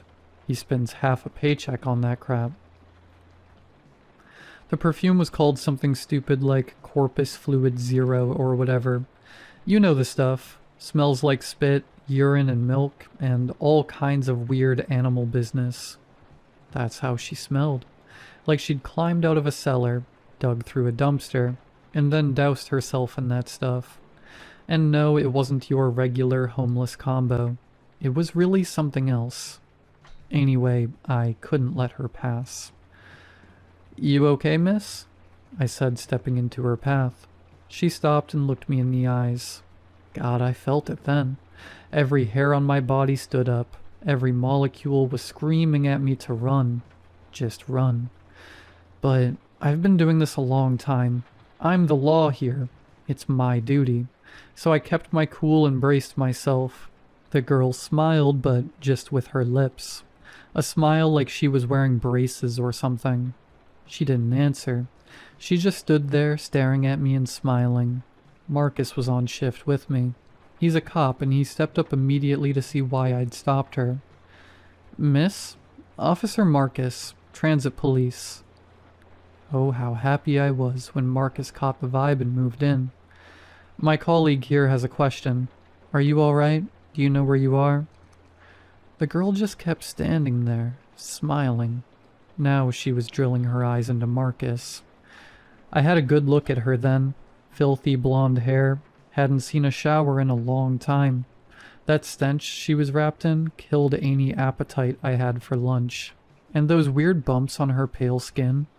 I thought it was piercing work or something. because they were all the same size and perfectly round. Not acnes, but bumps under her skin. "Miss, I'm gonna need to see some ID." Marcus was already tapping something on his tablet. She pulled out a card. The plastic was chewed to hell, stained and yellowed. Marcus took it with 2 fingers, looking disgusted, and started punching it into his device. She just stood there, staring at him, clutching that rose in one hand while twirling a greasy lock of hair with the other. I saw Marcus's face twitch. A shiver. "Seems everything's in order, miss. Sorry for the trouble. Have a good day." She took her card back and shoved it into the pocket of her filthy, dusty, crumpled skirt. I was surprised, to say the least. She just started walking toward the escalator, steady, confident pace. I was a one giant goosebump with no reason, but at the same time I felt sorry for her. Even though my jaw was aching the whole time she was near me, I figured she was just some kid in a bad spot who needed help. I thought that right up until she stopped before stepping onto the escalator. She looked back at me one more time before vanishing into the crowd, and gave me this wide, wide smile. Those weren't braces. Not braces. It was several rows of sharp teeth, like a shark's, sticking out like jagged cliffs. I thought for sure I'd gone crazy right then, but Marcus saw it too. He was standing there, pale as a sheet. Said that formally everything was fine. ID checked out, but he felt exactly what I felt. That overwhelming urge to drop everything and run as far as his legs would carry him, and an urge to let her go. The cameras showed everything was fine. She got off at her stop, rode in a packed car, standing like a sardine. Nobody paid her any mind. Nobody had questions, except me and Marcus, who didn't want to talk about it after we checked the tapes. He didn't show up for work after that. Then it got worse. The next day I saw 2 more of them, dressed differently but all wrong. It's spring, but one of them was in a heavy winter parka. The clothes were okay, but totally out of season and old-fashioned. The second one was dressed like a food delivery courier. The only things they had in common were the black scleras, nails and pale skin with the bumps, the smell and no gadgets. The guy in the parka was holding a newspaper. The courier didn't have a bag. He was carrying a small metal lunchbox. We only stopped the courier because of the box, and because I insisted. Both passed the check and moved on. The duty cop didn't even care. When I asked him, like, "Don't you see how weird this is?" He just said something like, it's just the fashion these days. They're fine." The other guys on shift looked at me like I was a moron too, whenever I tried to bring up the weirdos, especially the younger ones. Chill out, man. There's freaks everywhere now. It's just a trend. Yeah, a trend. The guy with the lunchbox, there was a raw chicken leg in there. And that newspaper, it was a vintage original. From back when I was a toddler getting smacked by my mom for being picky and not eating my spinach. That's when I realized either I'd totally lost my mind, or everyone else had. And meanwhile, there was more of them every day. Groups of them now. I started calling those creeps basementers, because of the paleness and the stink.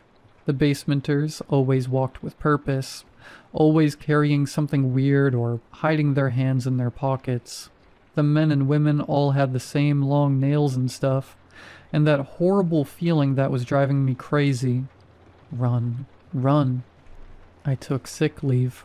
I couldn't do it anymore. I called my kids, told them everything straight up. You know how they reacted.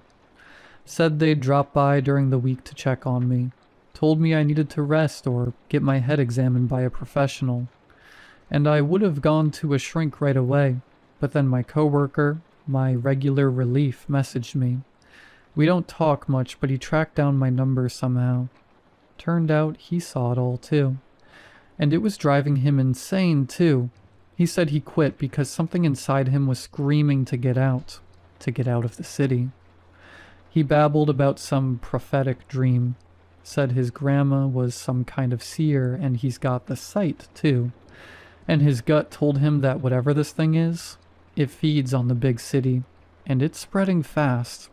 Faster than that whole 2020 mess did. I was exhausted. I decided we were both crazy, me and my buddy. Felt relieved at the same time because I wasn't alone anymore. But in the end, I went to the shrink, and on the way there, I saw maybe 20 of those basementers in the crowd. I accidentally locked eyes with one of them. Usually they just look straight ahead if you don't touch them. They don't do anything and don't pay attention, but this one looked. I nearly messed my pants. He stopped, put a clawed finger to his lips in a shush gesture, and smiled with that jackal's mouth of his. And then I saw what he was holding. I ran. I made it to the doctor's office, and he prescribed me some sedatives. Said at least I wasn't hallucinating, 'cause he sees 'em too. The weird kids with the weird fashion. Said it's nothing to worry about. Fashions change and the city's always full of strange people. Well, at least I know there's no point in going to the cops. They'll just turn me away too. Besides, my instincts are screaming that I need to leave now. Time's running out. I don't know what's next. I've been blowing up my kids' and friends' phones. Some of them listened, promised they'd at least head out to the country for the weekend if they can. My kids said they'd come too. We aren't that close, but they're my kids. If they don't show up, I don't even want to think about it. I'm finishing this message now. My bags are packed. I'm catching the first bus to my place in the countryside, and I suggest you do the same. Or if you still think I'm just some burnt-out fart losing his grip, at least take a good look at the people around you in the crowd. Even if they look perfectly normal, make an effort. Look closer. Take a sniff. See what they've got in their hands. Like that guy in the crowd when I was on my way to a dock. In his thin palm, with those long, black, sharp fingertips, he was holding an old Polaroid. The one that went missing from my uniform pocket a couple of days ago. The photo was of my old lady, rest her soul. The one I took when we were at the beach. That light beige dress. She was holding a rubber ring she used to take to the beach, posing, flashing me a peace sign with 2 fingers. Fingers looking like long black claws. Well, you know how it is. On that old photo, she looked very fashionable, very trendy for today. Take care of yourselves, guys, and seriously, get out of the city this weekend.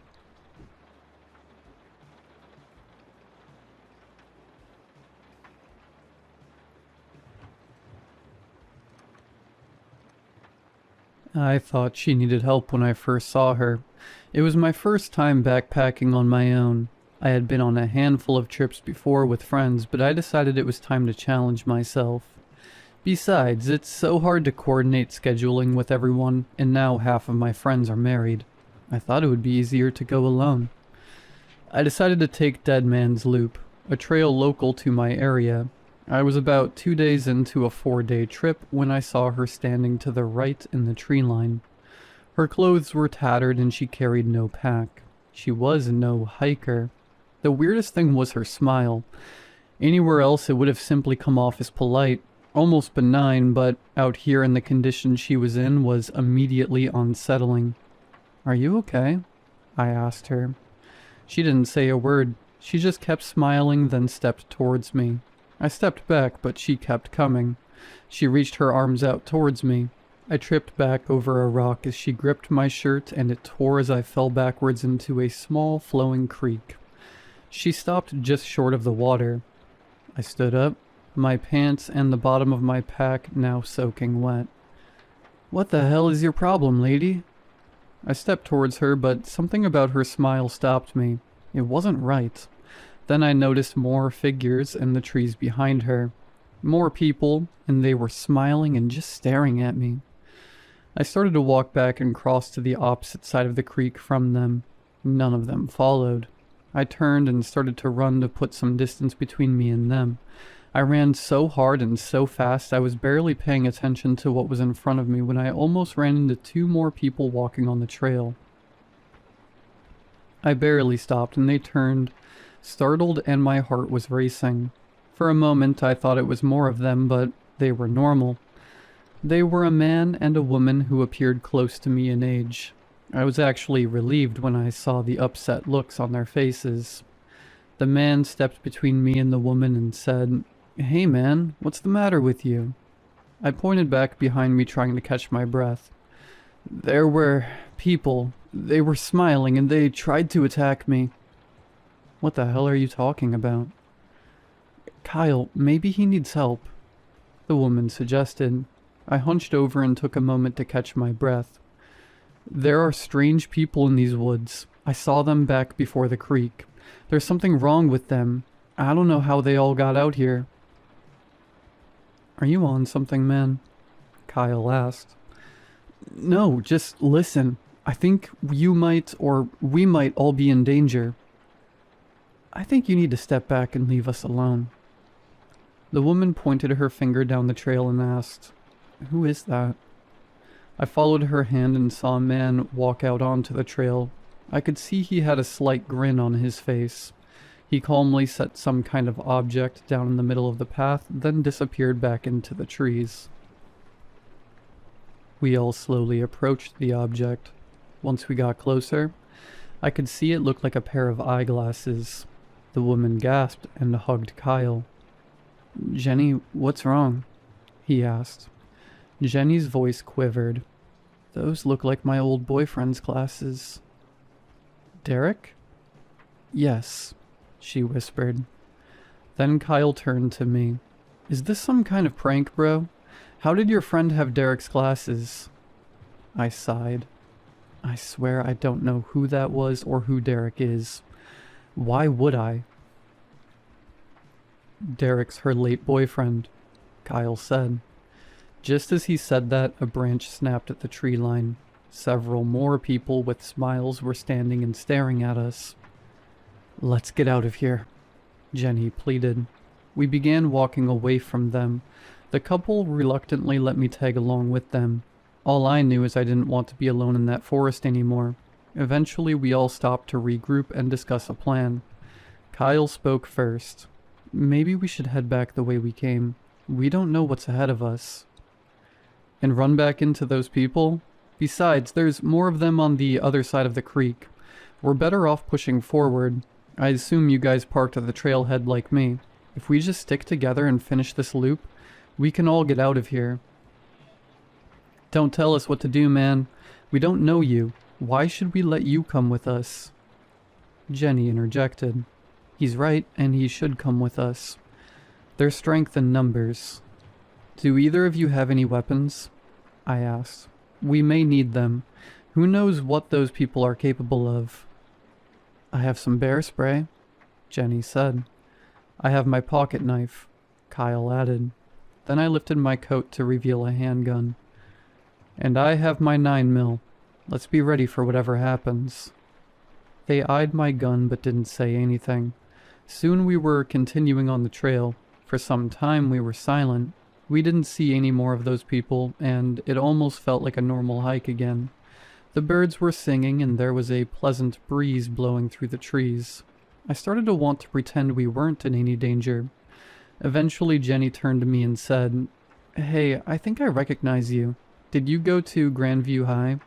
Weren't you on the baseball team?" I smiled. I hadn't thought about that in some time. "Why, yes I was. I pitched. Did you go there?" "We both did, but we're class of 19. You're a little older, right?" "Yeah, I graduated in 17. I didn't really have any friends in the younger grades besides my teammates." Kyle interjected. "Baseball? That's kind of boring, isn't it?" "Some people think so, but I think it's fun." "Babe, shut up. You know I love baseball." Jenny laughed. "That doesn't make it any less boring." We all talked for a while, getting to know one another. We swapped stories about shared teachers, and Jenny asked me about the year we went to state. Kyle wasn't a very active participant in that part of the conversation.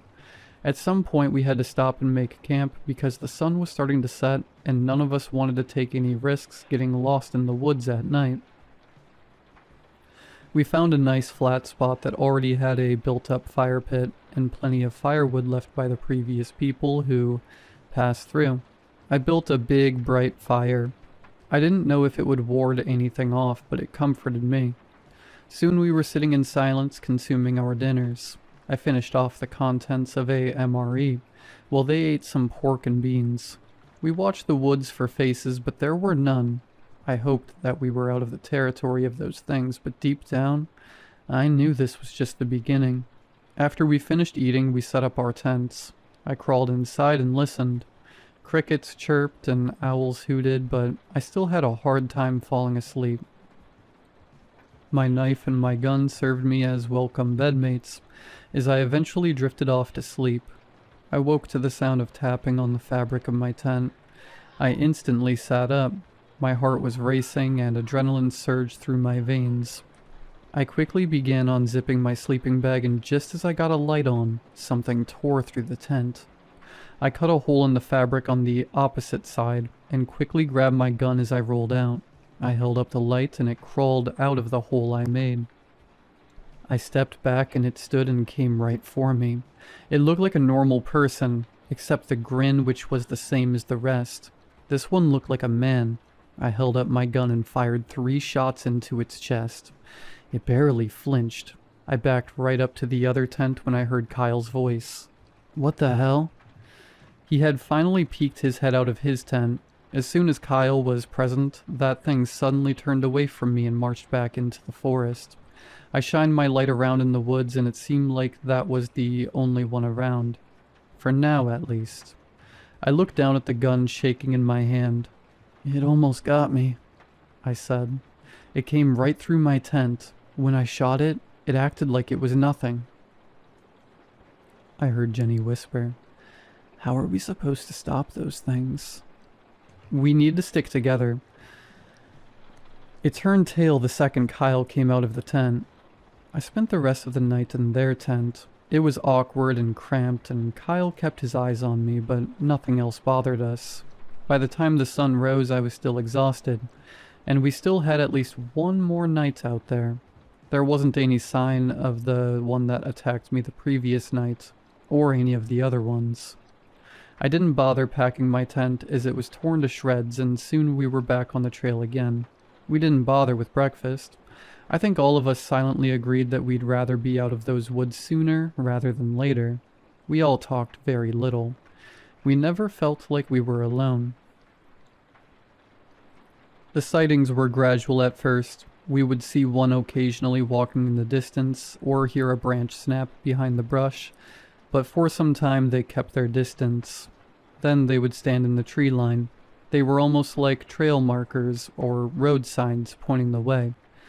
We tried our best to ignore them and stay close to each other. Kyle was always in the middle. After some time, we saw another standing in the middle of the path.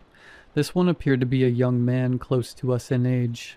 Above its smile, it wore glasses, and it took me a moment to recognize, but they were the same glasses we had found on the trail on the first day since this started. Jenny immediately froze. Her voice was barely audible. "Derek?" Suddenly Kyle began stomping right towards it. His fist was balled, ready to hit it. "Get out of here, you freaks! Stay the hell away!" It started to step back into the woods as if inviting him to follow. I ran after Kyle, grabbing him by the shoulder in an attempt to stop him. All I received in return is an elbow to the nose. My eyes were watering, and for a moment my head was spinning. I could already feel blood pouring out of my nose. By the time I recovered enough to look up, I could see Jenny standing between Kyle and the false Derek. It stood grinning just a few feet behind her, but it was as still as a statue. There were tears in her eyes. "Please, Kyle, stop. I need you. I know that's not the real Derek. Please stay with me." Kyle looked at her and slowly his fist began to unball. As he did that, the thing calmly retreated back into the woods. "I'm sorry. Just seeing it wearing his face makes me so angry." He was my best friend too. Then he turned to me and said, "Oh, and sorry about your nose, man." I shrugged. We continued on. Kyle and Jenny held hands as we walked. Eventually, we stopped to have lunch. I sat close to them as I had to be, but was by myself as I ate. To my surprise, Kyle sat down in front of me. At first, he didn't say anything. He just watched me while I watched the forest. He broke the silence first. "Hey man, sorry I've been a bit of an a-hole. I swear I didn't mean to elbow you. I just get so defensive of Jenny.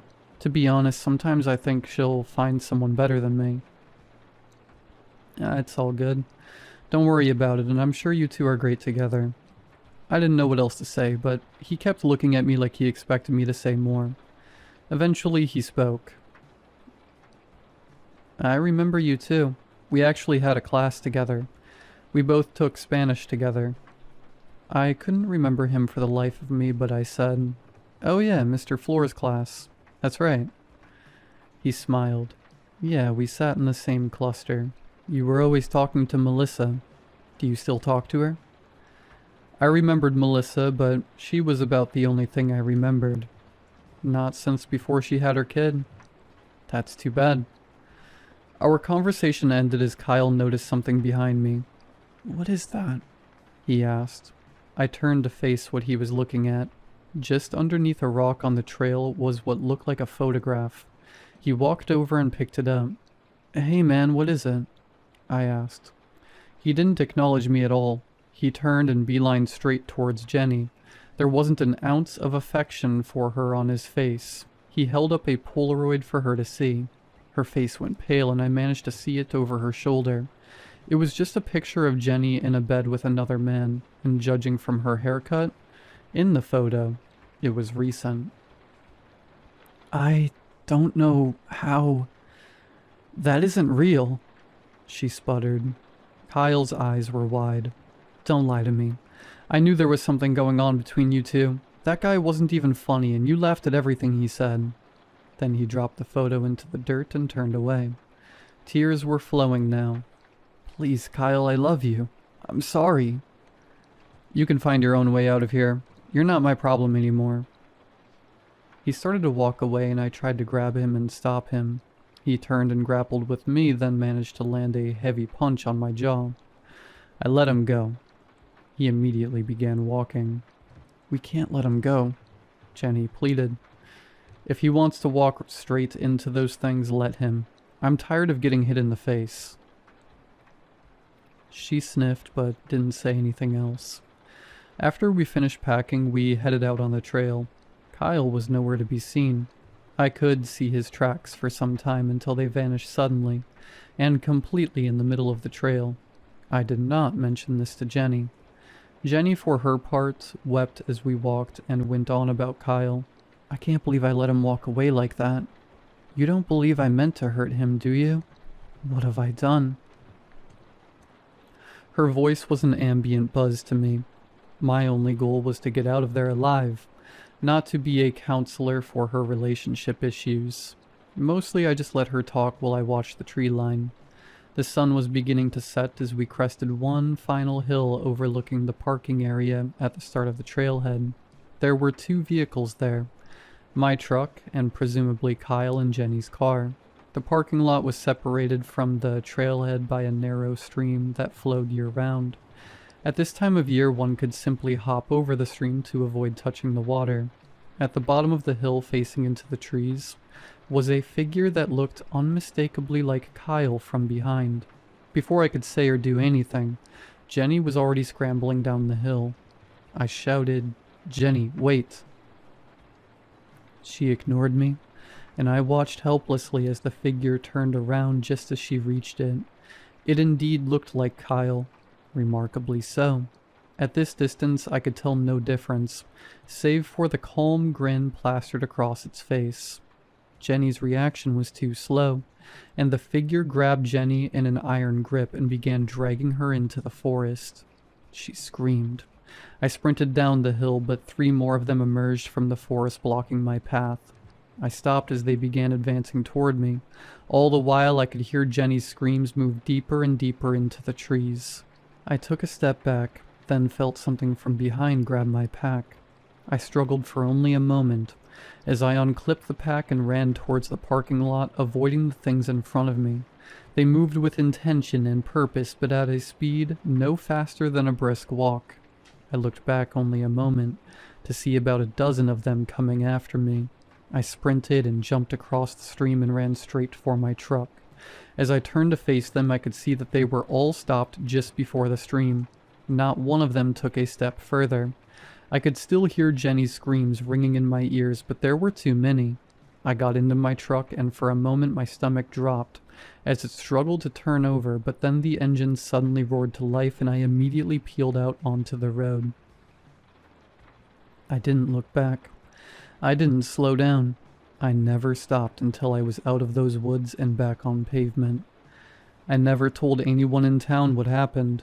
Maybe I should have told the police, but I didn't see any point. I didn't think anyone would ever believe me, and I didn't want to be implicated in anything. I eventually heard about Kyle and Jenny's disappearance on the news. Their bodies were never found. I haven't been the same since. Every stranger's smile makes me shudder.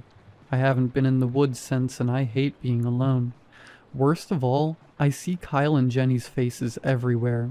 In my thoughts, in my dreams, and sometimes in random crowds, but what I fear most is the day when I run out of places to go, and I see them with grins plastered on their faces.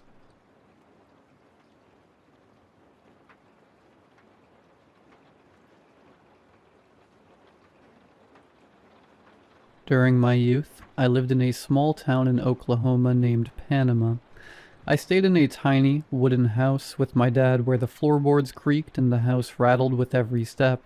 Our house, like all of Panama, was surrounded by miles of forest with nothing else in sight. Every year, dozens of people go missing in that woody maze. During one summer, as I was laying in bed, my dad came in my room and told me to get out of the house for a while. "You're 14 now, Mike. I trust you to play in the woods alone. Just don't go too far.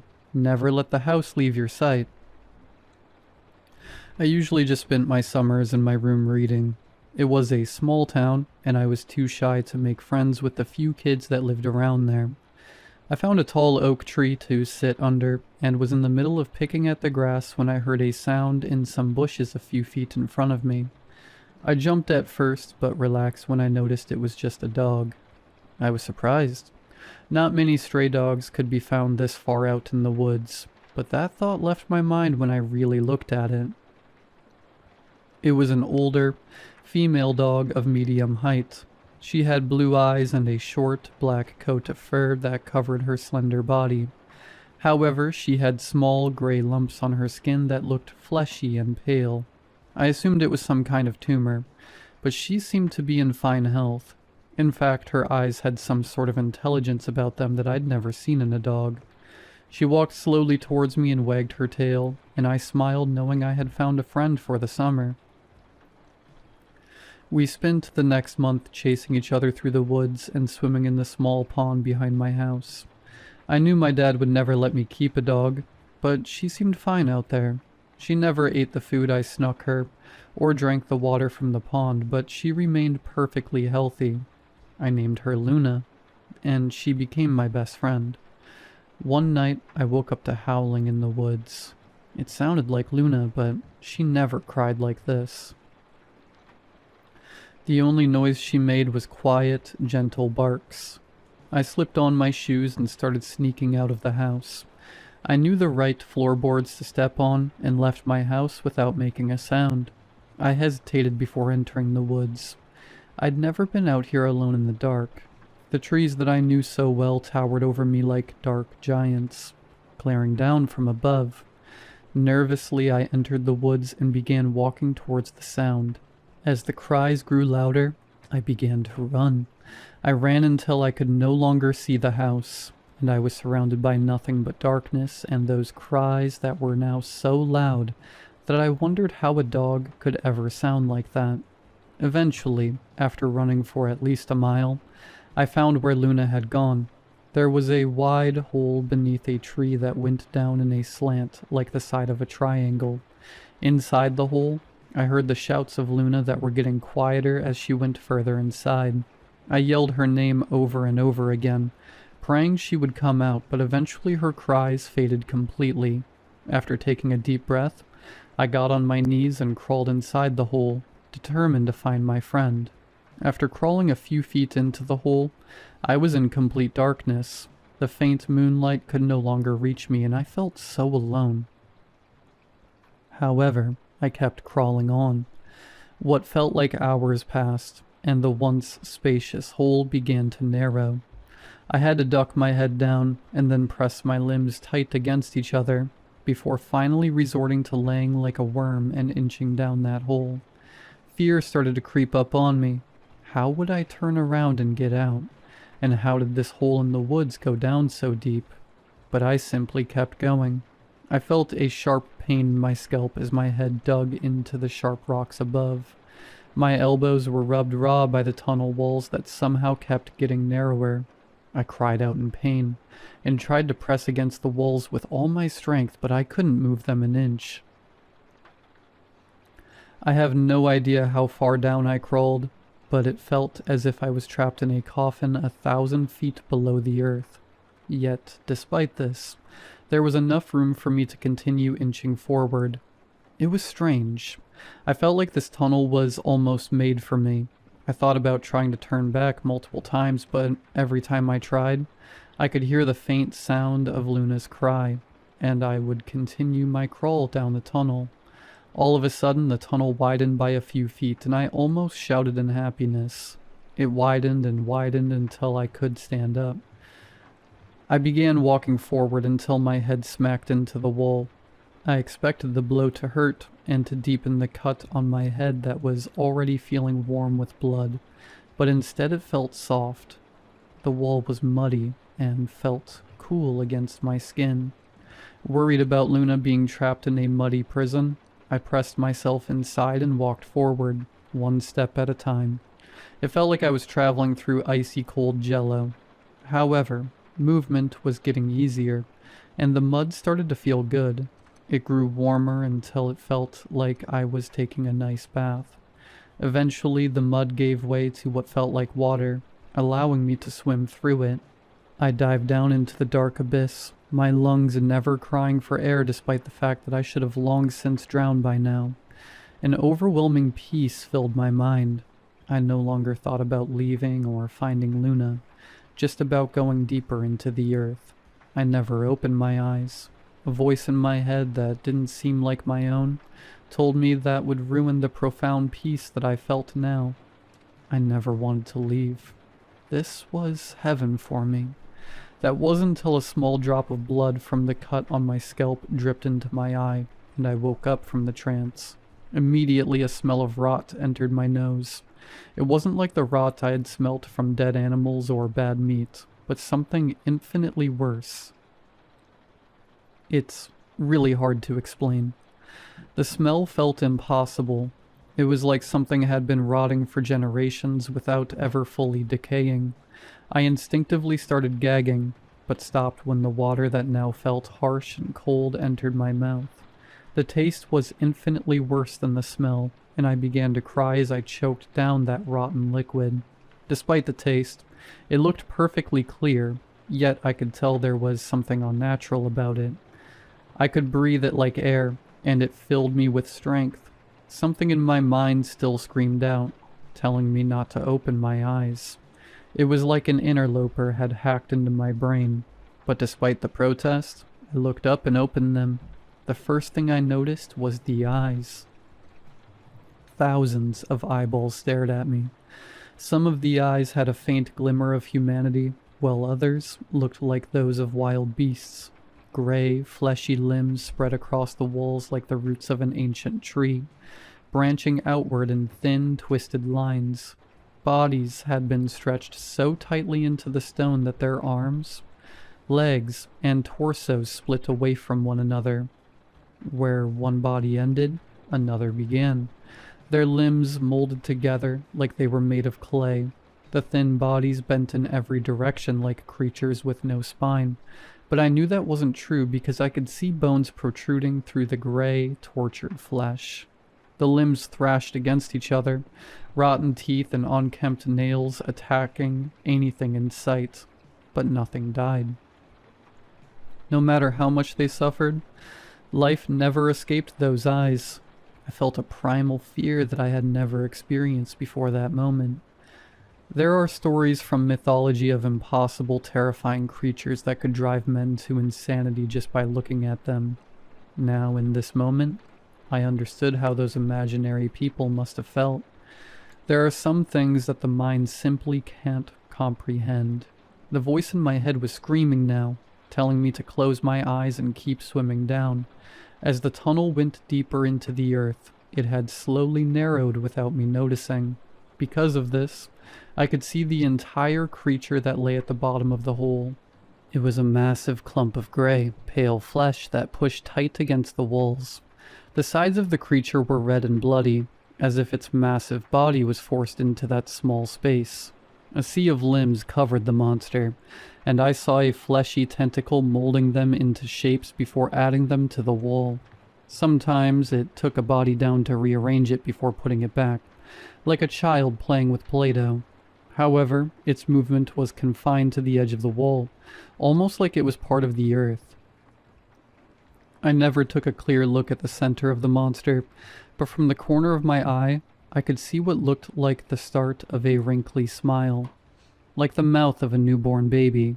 All of this took place in the span of a few seconds, and suddenly my fear caught up to me. Despite the fact that my limbs were tired and sore, the sight of that thing gave me newfound strength. I swam up hard, going as fast as my small body could take me. Instantly, the thousands of mouths along the wall rang out in a cry. It was loud and almost unbearable. I could tell the creature was trying to sound desperate, to make me feel pity, but it couldn't hide the malice in its voice.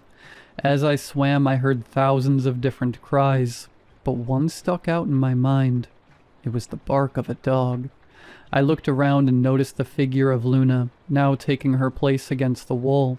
The gray spot that I thought was a tumor had overtaken her body, until I could barely see her jet black coat.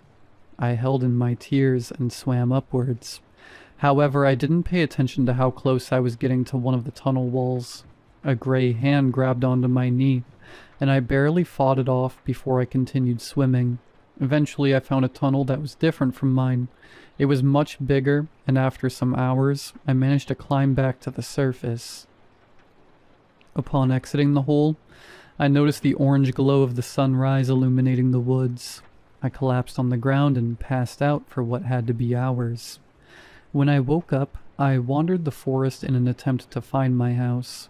My clothes were soaked with mud and the weird water that filled the tunnel. I smelled like death, but I knew that even if I took off my clothes, the rotten liquid would still remain on my skin. Eventually, I recognized the road and walked for 3 miles back to town. A police car noticed me and picked me up as my dad had already reported me missing that morning. I never told them what happened. I just couldn't. I said I woke up in the middle of the woods and that I had no idea where the mud and smell came from. Years went by and that experience never faded from my mind. I left that town as soon as I could and moved out to California, where I lived alone in a crappy apartment. I was content with that life until one morning when I saw a small gray lump on my knee. I cut it off, but it kept coming back. More appeared and they eventually started covering the entirety of my legs and back, no matter how many times I cut them off. That same voice entered my mind from before. At first it was only a whisper at the edge of my thoughts. Then it began speaking over them, drowning out every attempt at reason. Now when I try to think, all I hear is that voice, and mine feels like just a distant echo fading deeper into nothingness. I'm writing this from a motel in Panama on my laptop. I can't fight it anymore. The only thing I want is to go back and feel the warm embrace of that liquid within the tunnel. I'm ready to play with Luna again. It's been years, but I know she'll still be there. I still remember the route to my house. And I'm not waiting another second. I'm going now. I'll join the symphony of gray flesh as the newest root. And I hope Luna will be next to me. I'm going to post this online before I leave. Maybe someone will see it. Here's a final message to my readers. If you ever find yourself in Panama, Oklahoma, take a stroll through the woods. The creature there will give you everlasting peace. Come see me and Luna. We'll be waiting.